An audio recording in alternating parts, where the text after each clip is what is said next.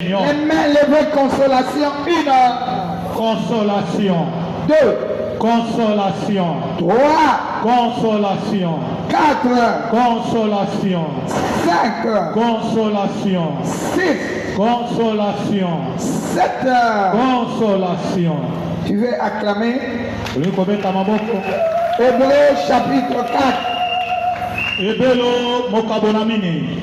Je lis pour nous au nom puissant de Jésus. Amen. Craignons donc, tandis que la promesse d'entrer dans son repos subsiste encore, qu'aucun de vous ne paraisse être venu trop tard. Car cette bonne nouvelle nous a été annoncée aussi bien qu'à eux. Mais la parole qui leur fit annoncer ne leur servit de rien, parce qu'elle ne trouva pas de la foi chez ceux qui l'entendirent.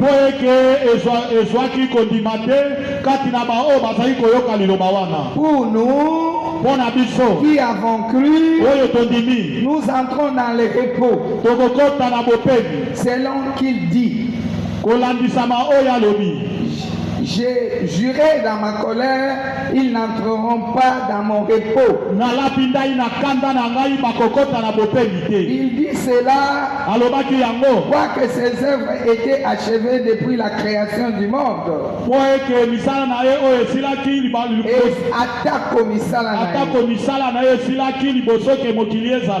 Car il a parlé quelque part ainsi du 7e jour. Et Dieu se reposa de toutes ses œuvres le 7e jour. Et dit encore, ils n'entreront pas dans mon repos.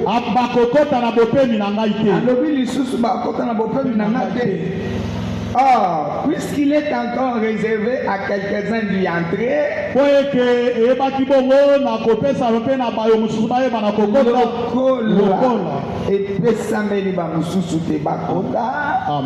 et que ceux à qui d'abord la promesse a été faite n'y sont pas entrés à cause de leur désobéissance,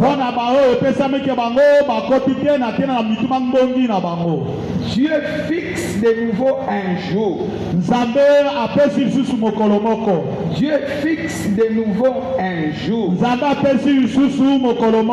Aujourd'hui, en disant dans David, bien longtemps après, Nassima. Comme il est dit plus haut. Or, aujourd'hui, si vous entendez sa voix, n'endurcissez pas vos cœurs. Car si Josué leur avait donné le repos, Dieu ne parlera pas après cela d'un autre jour. Il y a donc un repos de sabbat réservé au peuple de Dieu. Celui qui entre dans le repos se repose de ses œuvres, comme Dieu se repose des siennes. Empressons-nous donc d'entrer dans ce repos, afin que personne ne tombe en donnant le même exemple de désobéissance.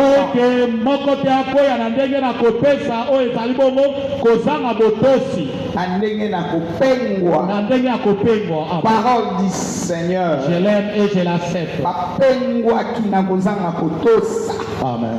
Éternel Dieu, dans le nom de Jésus, nous voulons te bénir, t'exalter, te magnifier, toi notre roi. Toi qui nous guides pas à pas, toi qui nous as promis la guérison, toi qui nous as dit la consolation.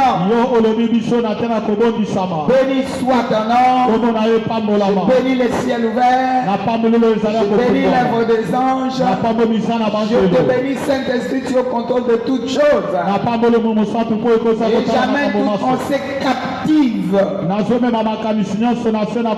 l'obéissance du Christ au nom puissant de Jésus. Cher Saint-Esprit, amène-nous dans la révélation pour notre bénédiction. Au nom puissant de Jésus. Trois fois Amen. Amen, amen et amen. Acclame le roi. Acclame le roi. Dieu te parle, Dieu me parle. Alléluia. Amen. Il démontre tout d'abord nos ennemis la foi. Dans Israël dans le temps. Qu'est-ce qu'ils ont connu à cause de leur désobéissance? Alléluia. Amen. Ils étaient malades. Ils étaient dans des travaux forcés. Ils vivaient courbés. Ils n'ont pas saisi ce qu'on leur avait dit. Mais ce qui m'intéresse dans ce texte, empressons-nous d'entrer. Alléluia. Amen. Et posons-nous sur les œuvres rédemptrices de notre Dieu. Alléluia. Amen. Je ne sais pas si tu as crié comme moi. Ceci est pour ceux-là qui ont cru, qui ont accepté Jésus. Et ils avaient la promesse, mais ils n'ont pas voulu accepter cette promesse. Ils ont resté campés dans leurs efforts, dans leur conscience, dans leur façon de voir les choses, dans des lamentations. Où est Dieu qui nous a fait la promesse? Où est Dieu? Toi, Josué, tu veux nous amener à périr? En ce temps ici, Moïse était déjà parti. Tu veux notre mort? Ils avaient oublié que ce sont des peuples élus et un peuple choisi par Dieu pour sa propre gloire. À cause des difficultés, il commençait à tergiverser. Bien aimé, ça peut être ton cas. À cause de problèmes, à cause de ce que tes yeux voient, tu veux rester en dehors des promesses de Dieu. Tu cherches à voir la main de Dieu de ta manière. Non. Crois en lui. Crois en lui. Et repose-toi sur l'œuvre qu'il a faite.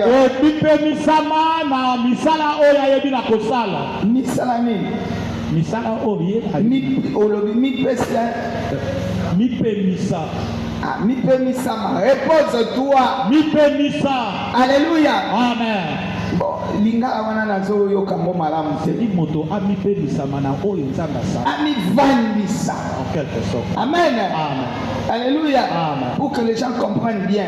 Amivandisa. Amen. Na misala ya ekulusu. Amen. Amivandisa. Jésus. Na oye aloba. Amen. Amivandisa. Jésus. Ne oye yebisi biso na ane oyo. Amen. Alléluia. Amen. Amivandisa. Donc amipemisa na kati nango. Amen. Ça devient comme l'abri. Alléluia. Amen. La Bible même déclare celui qui demeure sous l'abri du Très-Haut repose sous l'ombre du Tout-Puissant.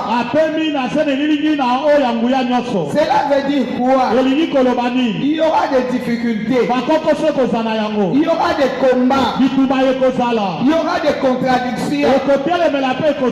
Alléluia. Amen. Toi tu verras des choses où ça ne marche pas. Mais cela ne veut pas dire que tu vas terminer à genoux. Tu vas traverser. La Bible déclare, même si tu traverses la vallée de l'ombre de la mort, toi tu ne craindras aucun mal. Même si tu traverses le feu dans ta tête, tu te dis je sortirai plus que vainqueur dans ce feu. Même si tu traverses les eaux, je ne serai pas embrasé. Et les eaux, maille, ebangisa te. Moto ebangisa yo te. Maloba ya bato ebangisa yo te. Likambo ozomona ebangisa yo te. Ndenge situation ezoningana ebangisa yo te. Betela nkolo maboko. Alléluia. Ne sois pas comme nos aînés. Arrivé dans le désert, ils commençaient à rejeter Moïse. De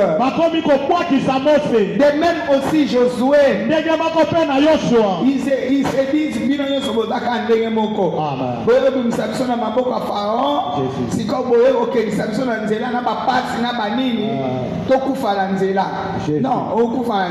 Amen. Cette année, la mort n'est pas ton partage. Alléluia. Empressons-nous d'entrer. Ne soyons pas incrédules. Qu'est-ce que signifie l'incrédulité? Cela veut dire lorsqu'il y a la douleur, lorsqu'il y a les souffrances, lorsque tu vois la contradiction, tu commences à te replier par rapport à tes sentiments. Tu commences à dire vraiment, moi je ne crois pas que c'est Dieu, il a fait quelque chose. Non, affronte la situation. Entre. Avance. Tu ne tomberas pas. Il y a quelqu'un qui te tient à la main. La personne qui te tient à la main, il n'échoue jamais. Le combat n'est pas pour toi. Le combat est pour lui. Toi avance seulement. Cette obéissance payera.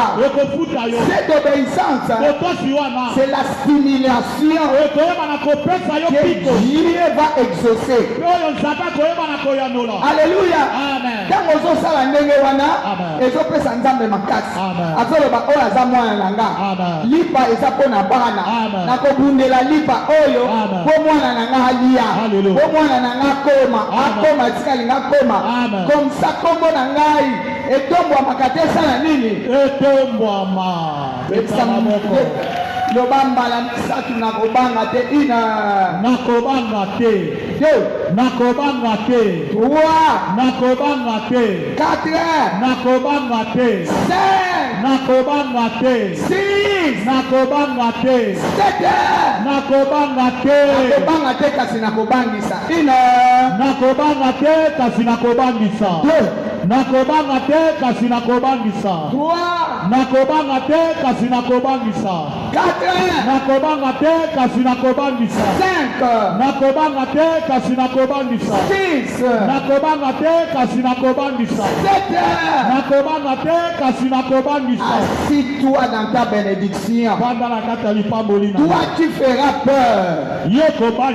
Comment tu vas faire peur? Parce que l'ennemi ne comprendra jamais. Cette personne, de la manière que je le traite, au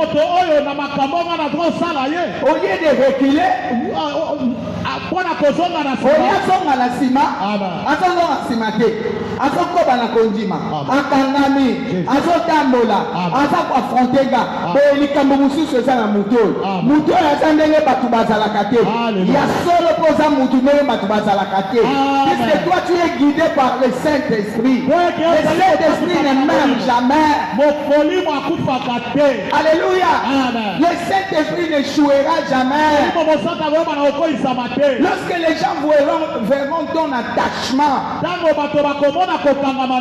ils vont s'étonner. Ça c'est quel genre d'homme? Il ne recule jamais. Il n'abandonne jamais.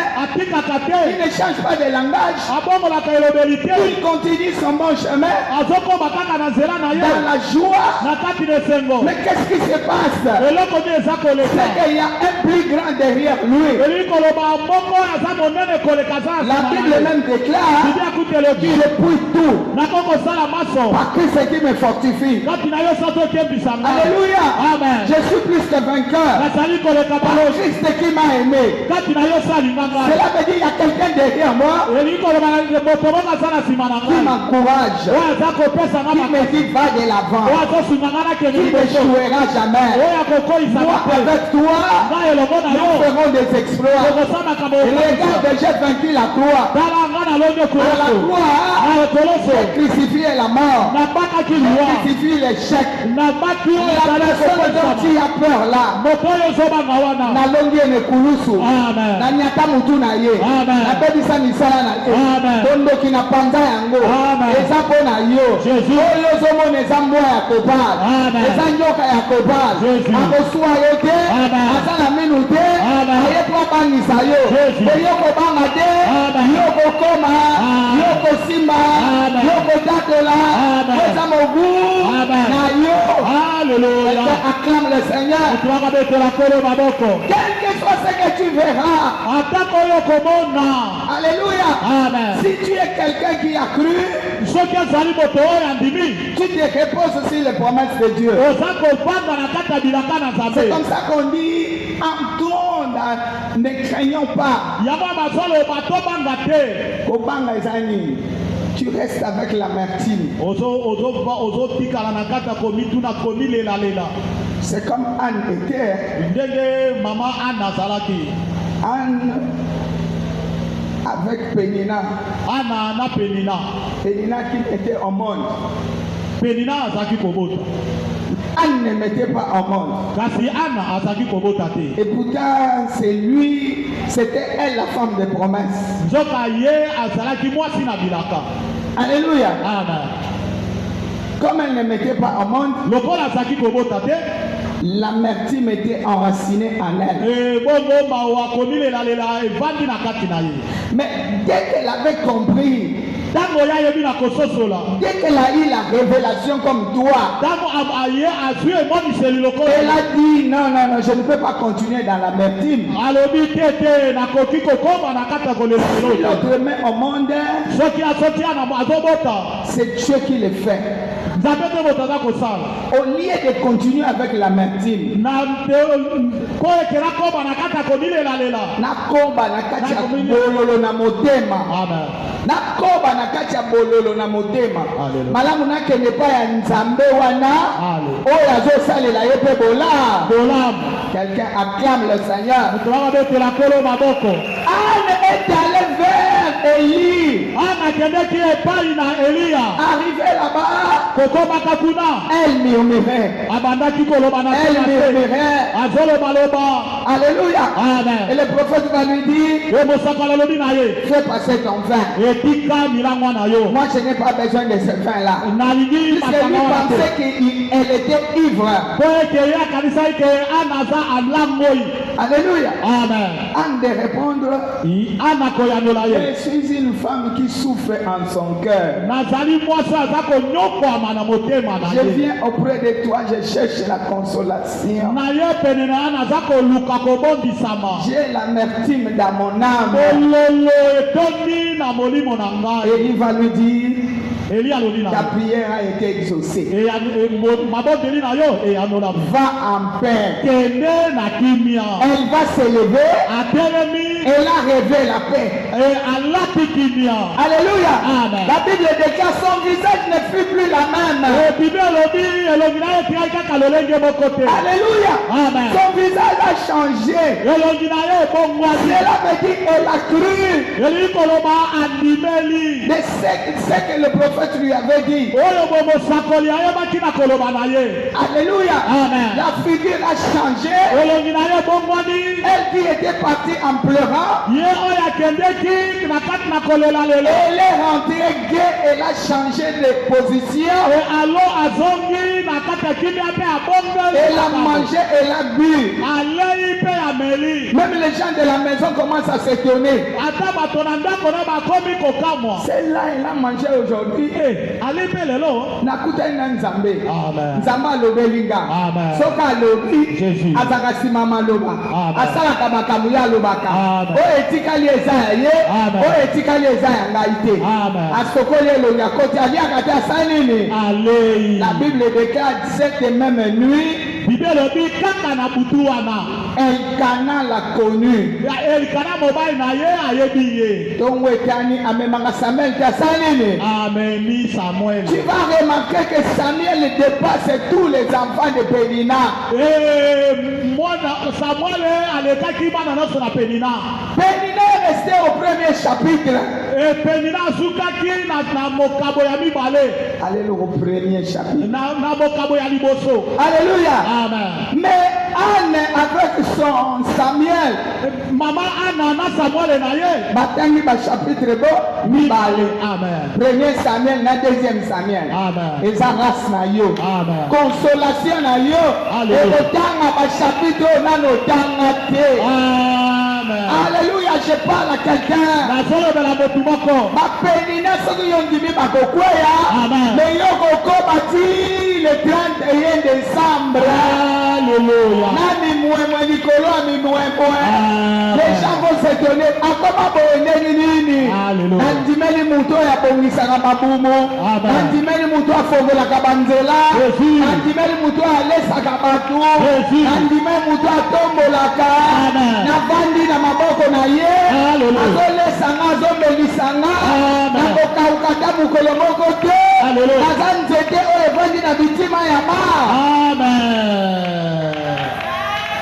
Est-ce mutu yango yalawa? Amen. Nzete evandi na bitima ya mai. Nzete evandi pene na mai. Akauka te. Amen. Pesa muninga mbotolo bana okauka te. Na okauka te. Kozela na kauka te. Kozela na kauka te. Nazalaki libanda na koti na kati. Nazalaki libanda na koti sikoyo na kati. Alléluia. Amen. Yekisa sumuninga nazalaki libanda. Nazalaki libanda. Obodo ozomona ngaboye. Nazobondela me nazalaki libanda na. Mais awa na koti na kati. Ikoyo awa na koti na kati. Je me repose. Nazako bipe kofandisa. Si l'œuvre rédemptrice de Dieu. Na mosala ya kosikola na Nzambe. Alléluia. Amen. Personne ne pourra me talonner. Personne ne me renversera. Ils n'ont pas pu renverser Jésus à la croix. Jésus a fini par crier, tout est accompli. Il l'a fait pour moi. Alléluia. Amen.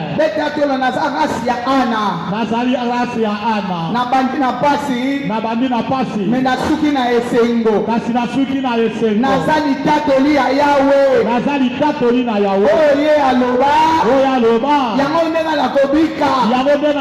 Siku na mobu oyo. Mingi na mbula oyo. Alobi consolation. Alobi na ngai kobondisama. Eza yanga. Eza yanga. Bulo eza yanga. Bulo eza yanga. Bulo eza yanga. Bulo eza yanga. Oyo mbula na ngai. Oyo mbula na ngai. Nani azotatola makambo. Nani azotatola makambo. Oyo eza mbula na ngai. Oyo eza mbula na ngai. Nakoyibela nga te. Amen. Nakobungisa te. Amen. Quelqu'un acclame le Seigneur. Mutu bakabetola kolo Tu es quelqu'un qui va écrire une grande histoire. Ne sois pas comme Israël resté en cours de route. Je ne suis pas la race qui est restée en cours de route. Moi je suis la race qui est entrée au Canaan. Alléluia. Je suis la race des gens qui sont entrés dans le Canaan. C'est difficile mais je ne recule pas. Je ne vois pas mais je n'abandonne pas. Il y a des montagnes mais je ne promène pas de regard. Je vais affronter les racines de cette montagne. On verra quel est le véritable. Mais moi je crois que j'écris au véritable. Il est au-dessus de toute domination, de toute autorité, de toute principauté. Il faut les chemins même dans le désert. C'est celui-là qui a fait les chemins dans la mer. Il est fait encore aujourd'hui. Il est le même hier. Aujourd'hui, éternellement. Hier, aujourd'hui, éternellement. Hier, aujourd'hui, éternellement. Avec moi, il fera des exploits. Je n'abandonnerai jamais. Je n'abandonnerai jamais. Je n'abandonnerai jamais. Il y a quelqu'un à Nakotikate. Telema. Engage-Dieu. Nakotikate. Nakolema pete. Kozelana lembate. Kozelana tikate. Kozelana tala na simate. Je commence de nouvelles choses. Kozelana ta. Jésus. Kozelana tala na simate. Amen. Au nom puissant de Jésus. Je suis dedans. Je me repose sur l'œuvre rédemptrice de Jésus. Personne. Que personne ne te retire. Nous allons raison que ça va se mater. Malade raison que ça va se mater. Malababa raison que ça va se mater. Olumbo raison que ça va se mater. Alléluia. Omanda kindumba ya mobali. Alléluia. Amen. Je m'accroche. Je suis Gérard.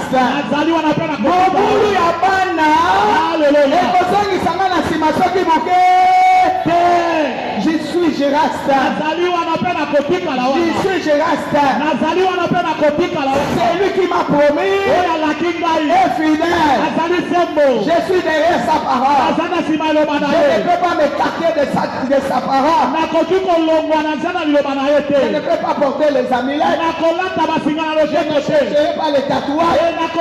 Je ne peux pas aller voir les équipes. Je ne chercherai pas quelqu'un pour me dire si c'est quoi dans ma vie. Tout est dans la parole. Ce qu'il a dit, je le puise dans sa parole. Est-ce que je parle à quelqu'un? Est-ce que je parle à quelqu'un? Ce qu'il a dit se trouve dans la parole. Alléluia. Amen. On est resté. On a dit, je ne peux pas continuer la même chose. Alléluia. Amen. Son mari lui disait, je ne vaux pas pour toi 10 fils que 10 fils. Anne répondit, je cherche la profondeur. Je cherche la profondeur. Dans le superficiel, je n'ai rien eu. Maintenant, je veux la profondeur. L'homme est spirituel et il devient matériel. Il devient physique, je veux dire. Je vais entrer dans le spirituel. Voir là où c'est bloqué. Je vais débloquer pour que les choses puissent s'éclore dans le physique. El Canaan ne me dit pas le contraire. Laisse-moi mon temps être d'arriver. C'est lui qui peut dire comme ça. C'est celui qui est entré. C'est celui qui s'assoit sur l'œuvre rédemptrice de Jésus-Christ. Quelqu'un acclame le Seigneur.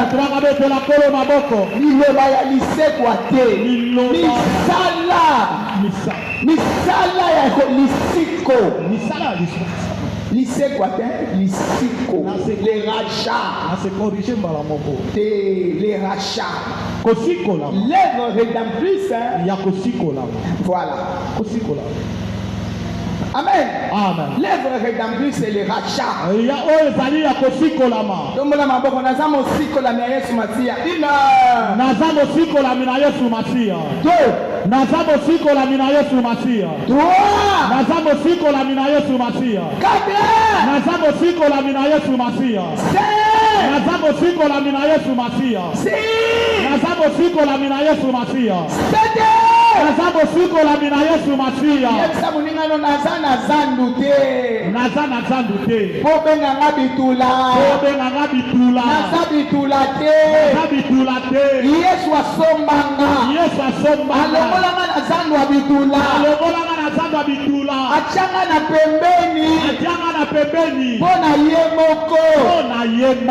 Alléluia. Nakosuka ndengo lingina suka te yemsa moninga na yo. Nakosuka ndengo lingina na. Na lingo yemsa ngo batu 5 nakosuka ndengo lingina suka te. Nakosuka ndengo lingina suka te. Oyebi ndengo yo kana kana suka. Oyebi ndengo yo kana kana suka. Nakosuka bongo te. Nakosuka bongo te. Papa Diak. Oyebi ndengo kana kana suka nakosuka bongo te. Nakosuka bongo te. Yo zana ba projet na yo. Yo zana ba bombisi na yo. Ma projet na yo kozala likolo na ngate. Amen. Yebisela mutu moko. Ozana ba projet na yo kozala likolo na ngate. Likolo na ngate. Ozana ba projet te. Ozana bombisi na yo. Wana nek na sosola kite. Wana nde na sosola kite. Moi je me repose sur l'œuvre rédemptrice de Dieu. Na bandi na se na misala ya kosikola mana. Na bandi likolo. Alléluia. Amen. Naza likolo ya bilaka. Amen. Alléluia. Amen. Mutu akolongolanga azate. Amen. Akozala te. Alléluia. Pe akobotama. Cette fois naza mutu na bilaka. Une. Naza mutu ya bilaka. Deux. Naza mutu ya bilaka. Trois. Naza mutu ya bilaka. Quatre. Naza mutu ya bilaka. Cinq. Naza mutu ya bilaka. Six. Naza mutu ya bilaka. Sept. Naza mutu ya bilaka. Nakima kambangu lokola batu nyonso tutie. Amen. Bino bokima mbangu nga moyen nakima. Exacte. Naza na mutu oyo aza le maître de temps. Naza na moto aza kolo tango. Assoyons-nous quelques minutes. Naza na mutu oyo babengi le maître de temps. Naza na moto azali kolo tango. Et de circonstances. C'est lui qui contrôle le temps. Amen. Alléluia. Amen. Lorsque cette personne-là a réveillé Anne, comme je viens de te réveiller, on peut dire que Anne était devenue désobéissante. Elle n'écoutait plus son mari. Mais ce n'est pas comme ça. Elle ne voulait pas écouter la chair de son mari. Elle ne voulait pas écouter les diables derrière son mari. Puisque son mari, le diable était derrière lui pour chercher à affaiblir Anne. Mais Anne dans la révélation dit je m'en vais voir Élie. Aujourd'hui, Élie c'est Jésus. Amen. Acclame les rois. Aujourd'hui, tu es devant Élie. Tu es devant Élie. Qui a donné la réponse à Anne. C'est lui qui lâche le mot. Et la chose arrive. Il veille à l'accomplissement de sa parole. Pourvu que tu l'accueilles. Pourvu que tu l'acceptes. Pourvu que tu entres dans ce qu'il dit. Ce qu'il dit produit la vie, produit les miracles, produit la gloire, produit le succès. Ce qu'il dit devient comme un véhicule qui t'amène vers l'accomplissement. Je suis dans ce qu'il dit. Ce qu'il dit m'amène. Me rapproche vers le miracle. Me rapproche vers le succès. Alléluia. Il nous a dit que les méchants, nous ne le verrons plus jamais. Moins de paix pour les méchants. Je fais l'alliance avec cette parole. Et d'autres paroles qui vont sortir vont compléter ce qu'il avait dit. Quelqu'un acclame le Seigneur.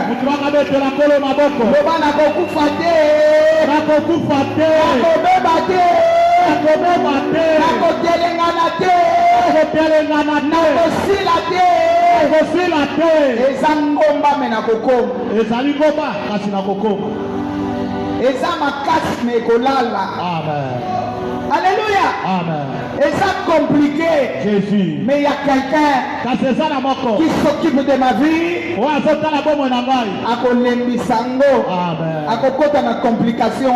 Alléluia. Oh, j'aime cette année. Puisque le Saint-Esprit va agir. Cette année, c'est l'Esprit de Dieu qui nous conduit. J'aime cette année. Puisque nos efforts ne servent jamais. J'aime cette année. Là où moi-même je ne saurais pas, l'Esprit de Dieu se mettra debout. L'Esprit de Dieu me guidera. L'Esprit de Dieu relèvera ma tête. L'Esprit de Dieu me consolera. À la fin, Anne était consolé. Lui qui marchait avec la peine dans son cœur. Lui, elle qui était dans l'amertume, elle était vraiment déchargée. Et puis dans la solution, bien aimé, lorsque Dieu vient te consoler, ce n'est pas qu'il vient avec un mouchoir. Concours bien de ce qui est bien. Il te donne ce que ton cœur désire. Il l'a fait avec la veuve de Naïn. La veuve de Naïn, alléluia, qui allait au cimetière pour enterrer l'espoir de sa vie. Les amis du tout concours bien de ce mes chers sœurs et frères, ce n'est pas ce que je cherche. Est-ce que vous ne comprenez pas que Dieu s'est passé d'abord? Je n'ai pas de bruit. Après le cimetière, vous allez rentrer. Mais je resterai avec qui? Je cherche avec quelqu'un qui parle comme vous. Et rester avec quelqu'un qui fait des mouvements comme vous. Au moment où je me retrouve ici, je n'ai plus rien. Vous m'accompagnez pour enterrer l'espoir, pour enterrer ma paix, pour enterrer ma joie, pour enterrer mon espoir. Ce n'est pas ce que je veux. Mais les consolateurs, les consolateurs, le véritable consolateur, le véritable consolateur, lorsqu'il était apparu, comme il sera là avec toi moi dans cette année. Il a dit descendez-moi les cercueils. Vous partez avec quoi? Nous allez enterrer quoi? C'est moi le créateur incréé. C'est moi la vie, la résurrection, les chemins. C'est moi qui a dit je vous donne ma paix, je vous laisse ma paix, je ne vous la donne pas comme le monde. Descendez-moi les cercueils. Quelqu'un acclame le Seigneur. Descendez-moi la charge. Déposez cette charge à mes pieds. Vous verrez si les choses resteront la même chose. Alléluia. Amen. Mais lorsqu'ils ont déposé, il a dit au jeune garçon, lève-toi, sors là-bas. Tu ne peux pas rester au cachot. Moi, ce que je fais, il rendit l'enfant. C'est ce que la femme cherchait. On lui rende la bénédiction. On lui rende la paix. On lui rende son espoir. On lui rende l'élévation. Recevez cela. Recevez cela. Reçois ce miracle. Reçois la paix. Reçois l'élévation. Reçois la gloire. Reçois le succès. Entre dans ton repos. Quelqu'un acclame le Seigneur. Entre dans le repos. Je veux que tu entres dans le repos. Ce n'est pas le moment de rester figé. Non.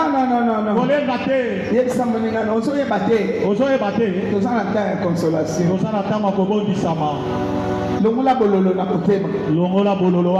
Longola na yo bololo. Longola na yo bololo. Longola bololo. Longola na yo bololo. Longola na yo bololo. Yesa muninga na yo bien. Longola na yo bololo. Longola na yo bololo wana na kati. Longola na yo bololo. Longola bololo wana na motema na yo. Longola longola. Longola longola yango. Longola bololo. Longola bololo. Eza na tina te. Eza na tina te. Alléluia. Amen. Mosikoli eza na bomo. Alléluia. Alléluia. Amen. Mosikoli eza na bomo. Jésus. Oya sale na kabatu makamu ya koka. Amen. Asala mutu moko. Amen. Makamu ya koka. Amen. Egoyebana. Alléluia. Kenaza musala nzambe na bomo. Amen. Je me tiens dans mon alliance. Je parle pour la vie de quelqu'un. Que l'impossible devienne possible. Que l'impossible devienne possible. Ezala makanga nengeni. Amen. Na minute yo. Amen. Na fungoli yango. Au nom de Jésus. Alléluia. Amen. Na fungoli yango. Amen. Na fungoli yango. Amen. Entre dans le repos. Je parle à celui qui doit entrer dans le repos. Le repos de Dieu est pour toi. Le repos de Dieu est pour toi. Reçois. Le repos de Dieu est pour toi. Que personne ne te dise le contraire. Si Dieu est pour toi, qui sera contre toi? Il est là pour consoler les cœurs des gens. Il a fait à Anne. Il a fait à la veuve de Naïm. Pourquoi pas le faire avec toi? Il est capable de le faire. Il est capable de l'éclairer. Il est capable de suivre même au cimetière. Naebite bakunda wapi? Memolimu na nzamba yebi. Akundola vie ya mutu moko. Akofungola vie ya mutu moko. Akosekisa vie ya mutu moko. Akotombola mutu ya mutu moko. Akokonsole motema mutu moko. Cette fois na okufela te ina. Na okufela te. Loba bien. Ina. Na okufela te. Okufela te. Na okufela te. Kate. Na okufela te. Se. Na okufela te. Si. Na okufela te. Sete. Na okufela te. Banda kotambo les envouleux. La cheli motem. Les envouleux. Banda kobondo. Banda kobondela. Les envouleux. Les envouleux. Je ne me repose pas sur vos dires. Je ne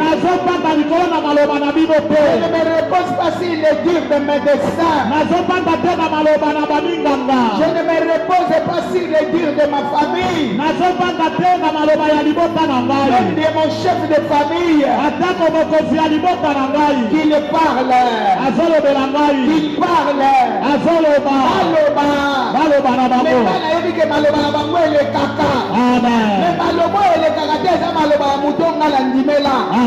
au nom puissant de Jésus, il me parle tel que je te l'ai dit. Au nom puissant de Jésus,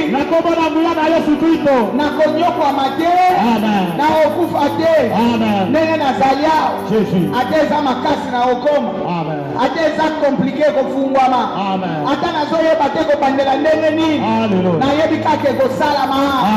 nom puissant de Jésus, vous allez vous agenouiller devant moi. Au nom puissant de Jésus, toi qui me rappelle le passé, je viens de maudire. Toi qui me rappelle 2024, avec les mauvais souvenirs, maudissez-les. Maudis aussi les mauvais souvenirs. Au nom puissant de Jésus, dans 2025 ici, vous n'aurez rien. Vous n'aurez rien. Vous n'allez pas me rappeler les mauvais souvenirs. Ce qui est passé est passé. Je suis dans la nouvelle ère. Au nom puissant de Jésus, nouvelle ère, nouveau départ. Nouvelle chose. La Bible me défend. La Bible me défend. Alléluia. Amen. De jeter le regard sur les choses passées.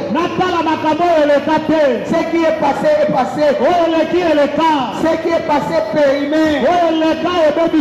Moi je suis dans de nouvelles choses. La nouvelle chose ici, c'est la consolation. Je ne sais pas comment ça va venir. Je sais seulement que je vivrai la grâce de la consolation.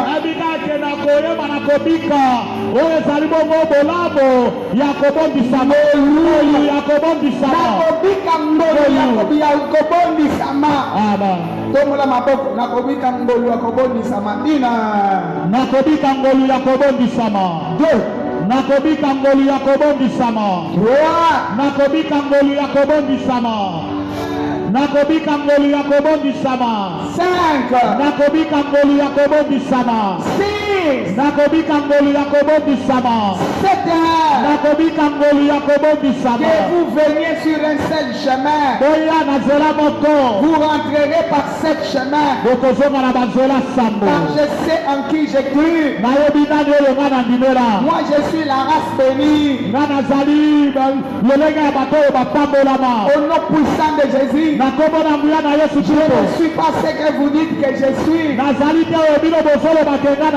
je suis ce que Dieu dit que je suis. Prenez les bagages. Allez, donnez les ordres. Et ça l'a compliqué. Et ça l'a compliqué.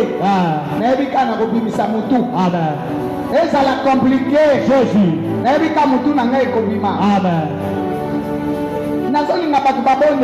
Au nom de Jésus, Attends, ça compliqué. Au nom puissant de Jésus, au nom puissant de Jésus, Navandi Nicolas Milaka, Navandi Nabilaka, Navandi Namosala Ekulusue, au nom puissant de Jésus, Navandi Makomi, au nom puissant de Jésus. Je ne me parle. Il faut que les diables sachent que tu connais ton identité. Il faut qu'ils le sachent.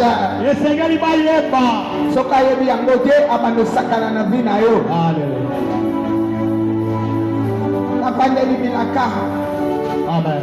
Nazingi vina ngana makila. Oye beba etelema. Telemisa oye beba.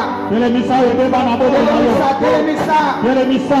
telemisa telemisa ebeba wana kufa na kati na yo esalaka sute kufa kati na yo esalaka te wana au nom de Jésus na kombo na Yesu Kristo continue ton chemin koba na nzela na yo continue ton chemin koba na nzela na yo ton rédempteur est vivant osikoli na yo aza na bomo toi tu n'échoueras jamais yo kotika kokolisama te élève ce qui est mort en toi telemisa oyo ekufa na kati na yo et proclame que tu es plus que vainqueur esakola ke yo ozali koleka balongi au nom puissant de Jésus na kombo na nguya na Yesu Kristo proclame sakola yango je suis plus que vainqueur nazali koleka balongi par Christ qui m'a aimé kati na yo so alinga ngai personne ne pourra m'anéantir moko te oyo banakonatela ngai je suis une nouvelle force nazali makasi ya sika amen je suis une nouvelle onction nazali epakolami ya sika destinée à gagner à triompher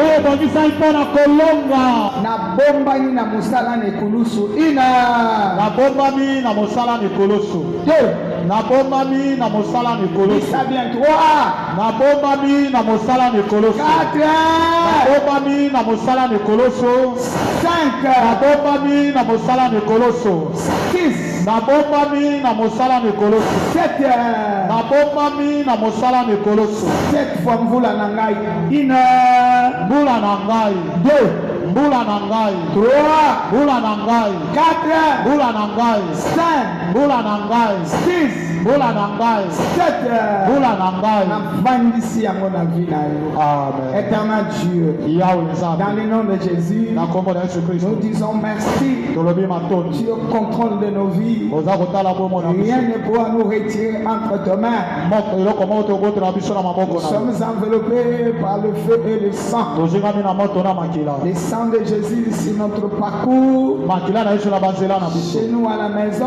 bina bandako partout où nous serons bipai nyonso biso tout lieu kozwamaka où foulera la plante de nos pieds bipai nyonso matambe na biso sera ebana à konyaka nous au nom puissant de Jésus ekozala na biso na kombo na nul Yesu ne Kristo tiendra devant notre face moko ata kotelemaka liboso na nous biso sommes à nos côtés oyo tomoyokuwa na loboko na nous mwasi sommes à notre droite oyo tozomi na loboko na nous ne mobali serons jamais atteints tokotikala kosimbama te celui qui osera oyo akoneka emportera sa peine akozwa mbano na ye bénis ceux-là qui nous suivent sur le net napamboli bo bazolanda biso na bitando qu'ils mike soient aussi consolés de même que nous bango mpe babondisama mitema lokola biso vivre de même bénédiction babika mpe bipango cette année c'est votre année aussi mbula oyo ezali mpe mbula na bino lokola vivez les miracles bobika bikamwa au nom puissant de Jésus na kombo na nguya na Yesu Kristo avant que nous sortions liboso tobima je proclame nasakoli allez gagner kende kolonga allez toucher kende kosimba que l'amour du Père bolingo na tata grâce du Fils ngolu na mwana communion de l'Esprit bomoko na molimo continue à nous assister ekoba na kozala na biso puissant de Jésus na kombo na nguya na Yesu Kristo 3 fois amen